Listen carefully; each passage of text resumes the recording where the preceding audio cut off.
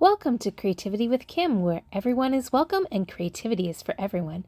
Today we're going to be playing again with the November stamp of the month called Created to Shine, as well as the holiday special stamp set.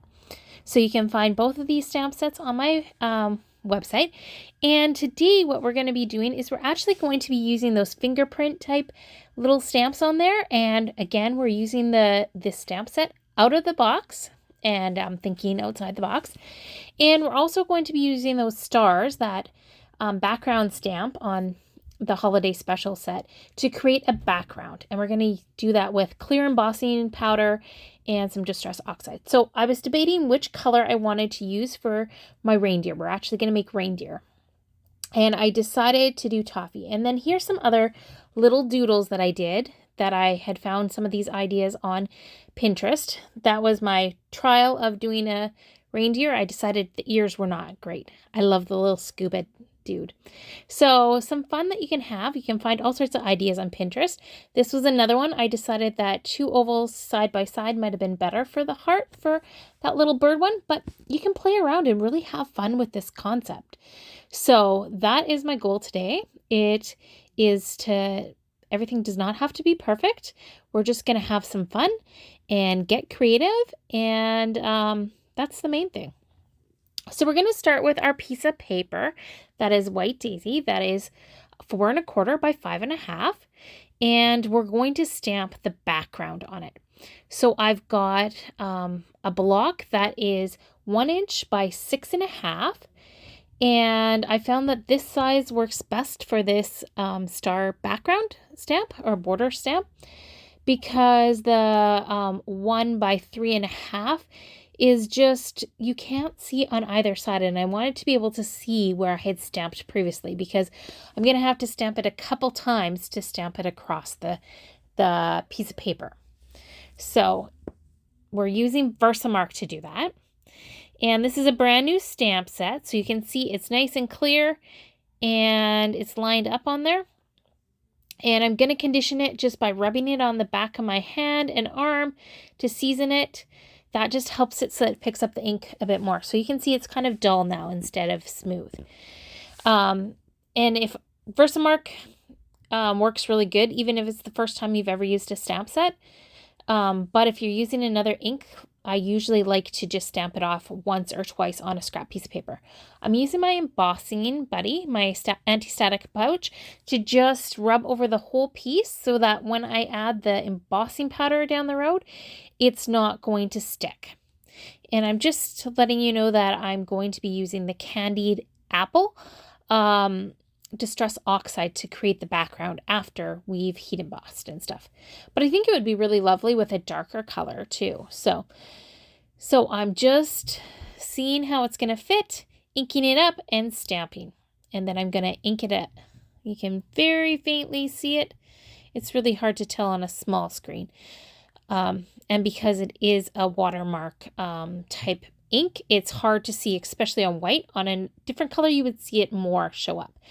So it was a challenge, especially trying to work with my camera over top of me to be able to line it up. So I had to kind of stand up. And I decided that putting some of the embossing powder on it, what I had stamped, would allow me to be able to see where I still needed to stamp. So I did that a few times where I'd stamp out a little bit and then I'd put the embossing powder. So that's the way you can do it when you're really struggling. The Versamark also is an ink that remains wet for a long time. So I had a friend who the other day had inked her stuff, and she had put the embossing powder on, and then something happened with her kid and she had to set it aside. 3 hours later, she was able to come back and heat set it, and it worked. So I've got my heat gun there, and I just heat set that. And now I've got my Distress Oxide, and I'm on a craft mat there, an all-purpose mat, and I am just inking that up and just checking to see how the colors are with the pieces I want to put on top. So you can make it as light or as dark as you want, and then I'm just going over with a tissue and wiping off the stuff off my embossed areas. So that is a resist effect. Then I spritzed it with a bit of water, and then I just dried it. So that causes the Distress Oxide ink to oxidize, and you end up with some differences in color, which is really nice. So our background's done. I dried it so that it would be ready to use after. So now we're getting out the Toffee ink and that oval stamp, and we're going to stamp Rudolph and his two friends. So I'm just stamping Rudolph in the middle and the other two on either side. And just cleaning my stamp with the stamp chamois, which I love. All you have to do is add water and squish it out, and then you can clean your stamps that way. So I'm using my journaling pen, my black journaling pen, and I'm just adding antlers to these deer. And some of them have longer antlers than others. I guess some are younger than others. I suppose really Rudolph should have had the shorter antlers and the other two should have probably had longer antlers, but that's fine.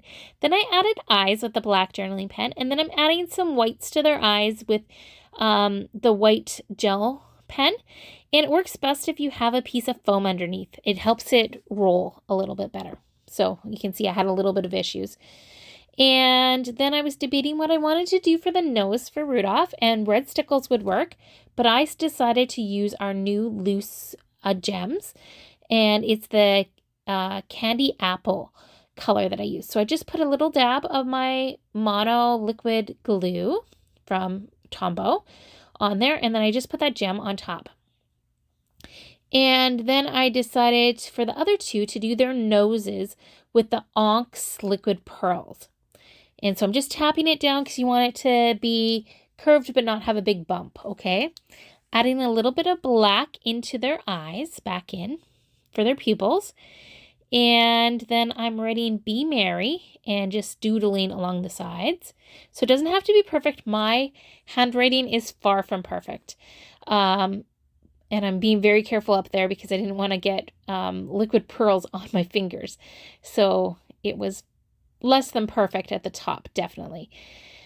And so just adding those little doodles. And this is just a fun card. It doesn't have to be perfect. Oh, there, I'm adding the black into their eyes.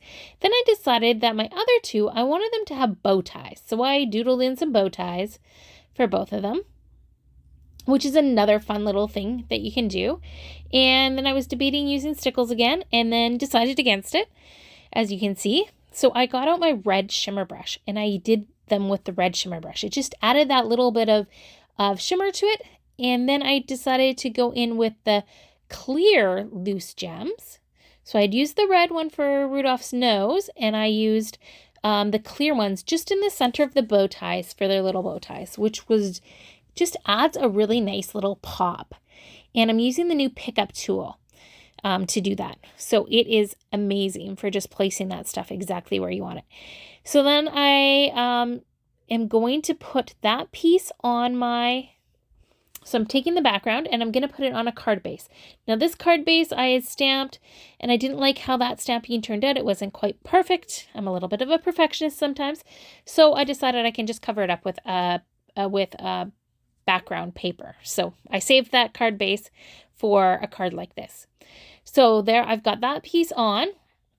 I'm going to use my liquid glue to put the white piece on. Usually I use tape runner, but because parts of it were still wet, I used the liquid adhesive. And as you can see, I'm very carefully making sure I don't smear the liquid pearls and that kind of stuff. So I also wanted a little bit more around that piece. So that's a piece of Harbour Cardstock. And so I'm going along with the white gel pen and just adding little stitched lines to it, which just really jazzes up that little piece. Gives it a little bit of personality, I think. And just checking placement there. And I think I need something a little bit more there. So I decided I had another scrap of Harbour sitting around. So I grabbed that and just trimmed it down to the 5.5.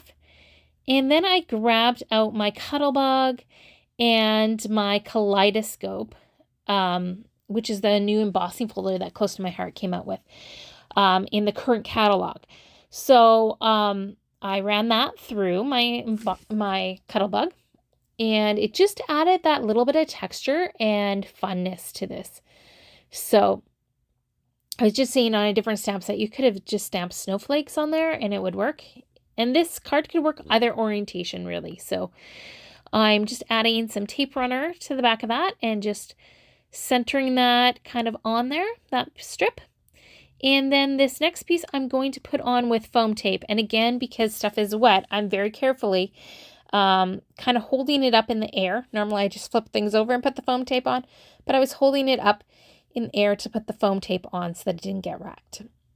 So I'm just centering that on there, just like so. It's a little bit not quite perfect, but it did the trick. And then I decided that I also wanted to add some of the new loose Snowflake sequins. So I am just figuring out placement of those. And then I use the blue mono liquid or aqua. Anyways, it's the blue Tombow liquid glue that I used with my pickup tool. So you can find all these supplies in the description box. I have a list of all of them and links to everything. So I hope that you enjoyed this and it caused you to think of other ways to use this stamp set out of the normal way. And make sure that you get the stamp set before the month is over. So here's some close-up shots of it. If you liked this video, please hit the like button, the thumbs up. And if you're interested in seeing more, please subscribe and hit the notifications bell so that you don't miss anything. So I hope you have a great day and enjoyed this. Aren't they cute? Bye.